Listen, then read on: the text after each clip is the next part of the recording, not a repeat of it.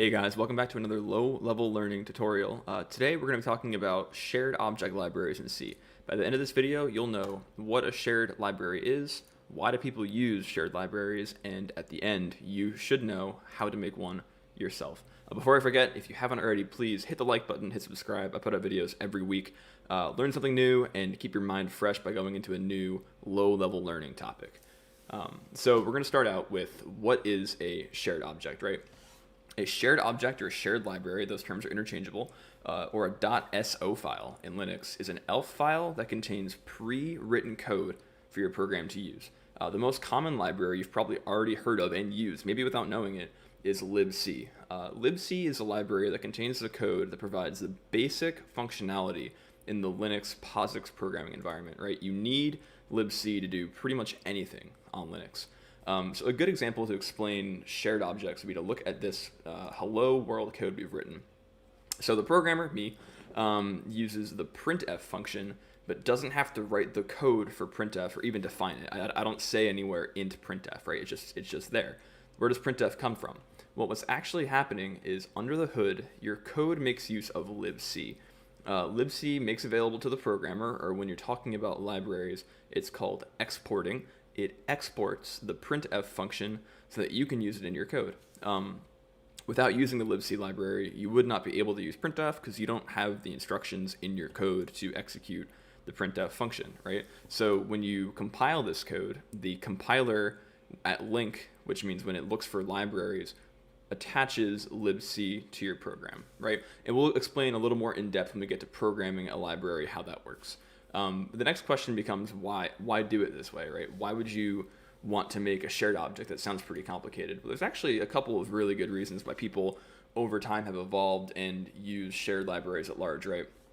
So step one, or I guess problem one that we're solving, is disk space preservation, right? So let's say in the previous example for printf, every time you wanted to use printf functionality, like you're trying to print something to the screen, instead of using a library like libc, you wrote printf into your program manually. You defined a program called printf, you wrote the code, and each time you wanted to print something to the screen, you had to rewrite that function.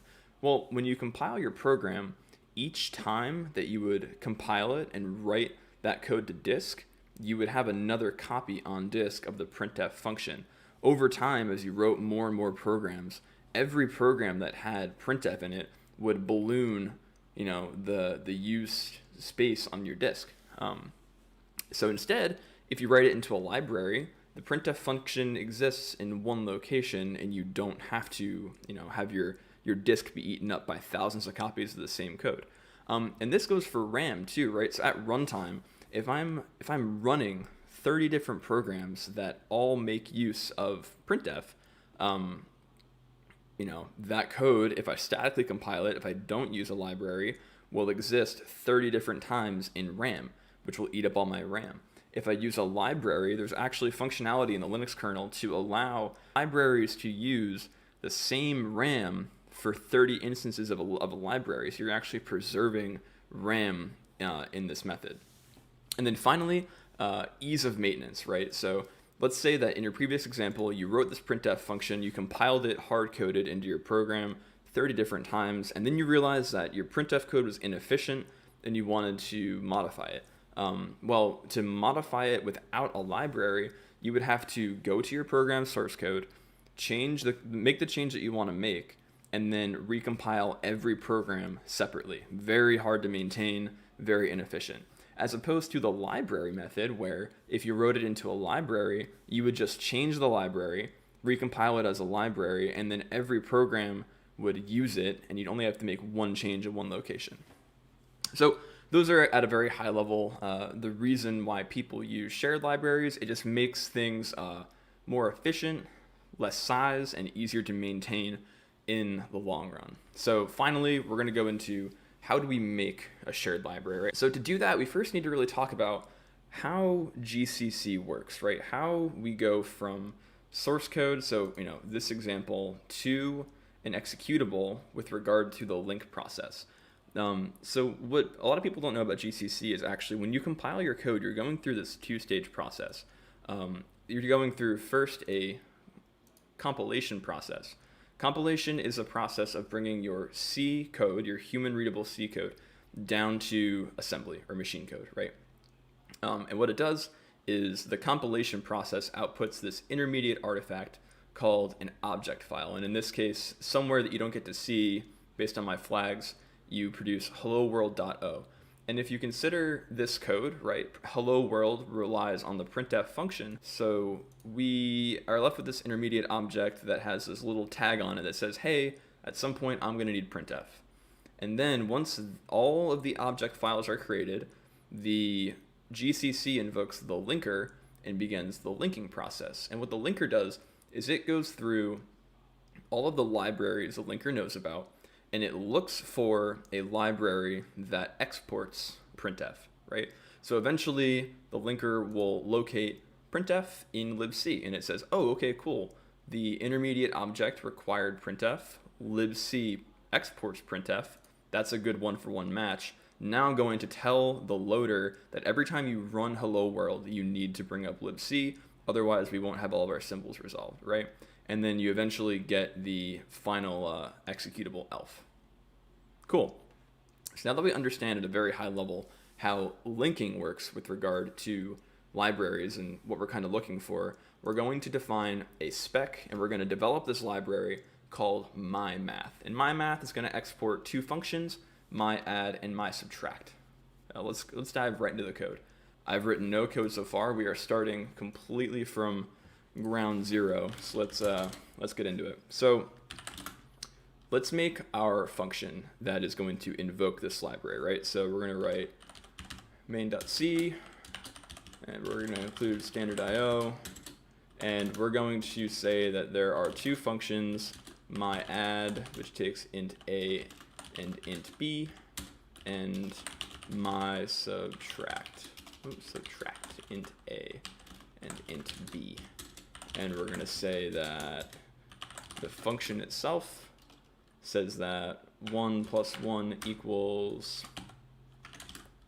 the result of myAdd, 1 plus 1, printf 1 minus 1 equals %d mySubtract 1 and return 0.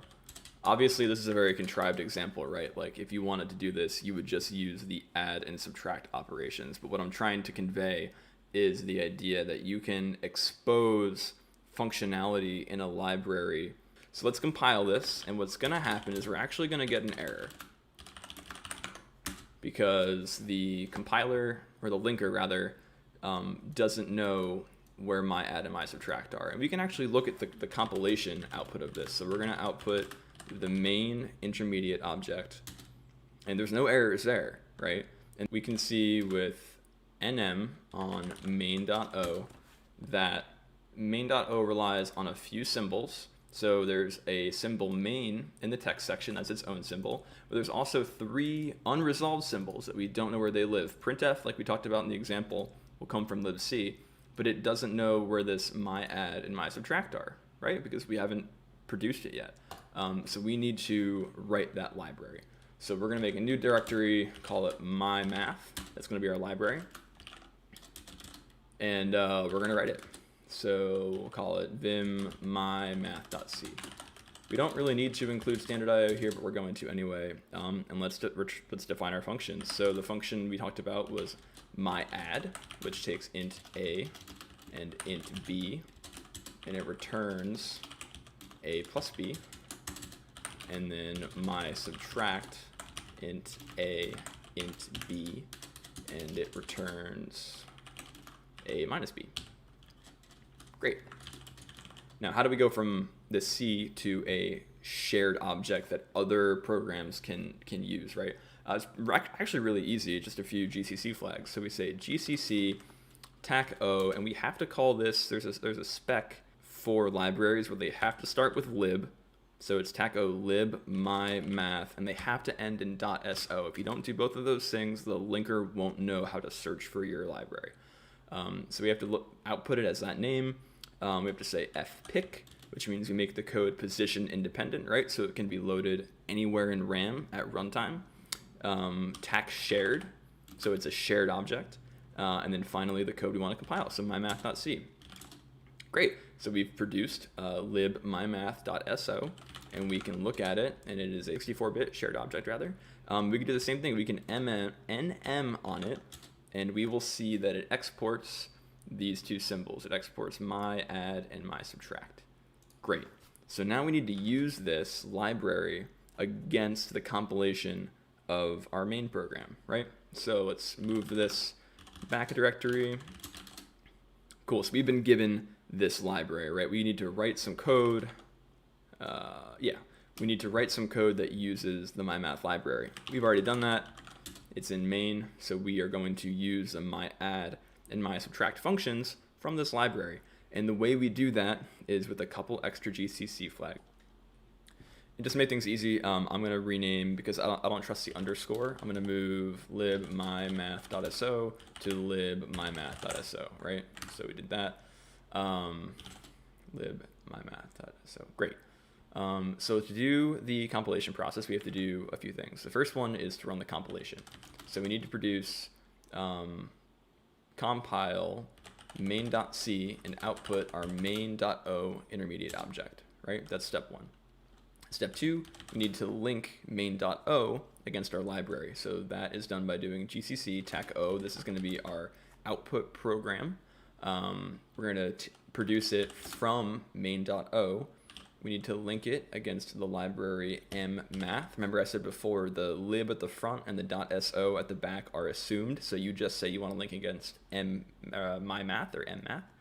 And then finally, you need to tell the linker where to find this library. And we say that by saying it's in the current directory. So we could say dot too, that should also work. Great, so now we've produced main. And we can look at main and look at the dynamic symbols, and we can see that main is a program that depends on myadd and mysubtract. And we could do LDD on main, and you can see that it's looking for the library mymath.so and libc6.so6. You'll see right here, we actually, the loader right now doesn't know where to look for libmymath. So if you actually try to run the program, you're going to get this error that says error while loading shared libraries, libmymath.so, cannot open the shared object, no such file or directory. And the reason that is because the LD library path is not set, and by default it's user lib, user share lib, user lib share. So we need to specify as an environment variable to our program that LD library